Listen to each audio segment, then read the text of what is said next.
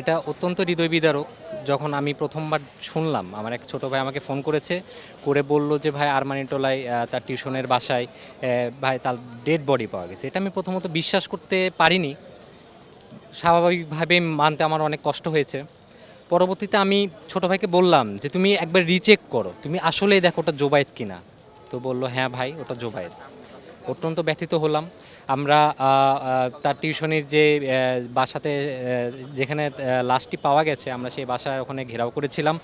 তো পরবর্তীতে ভিকটিম আমরা পুলিশ যাকে সন্দেহ করছে, আমরা যাকে সন্দেহ করছি, মানে সে যে মেয়েকে টিউশনি পড়াতো, তাকে অলরেডি কাস্টডিতে নেওয়া হয়েছে। তো কাস্টডিতে নেওয়া পর্যন্ত সীমাবদ্ধ থাকলেই চলবে না। আমরা এর একটা তীব্র নিন্দা জানাই এবং আমরা চাই যে এটা যথাযথ বিচার হোক।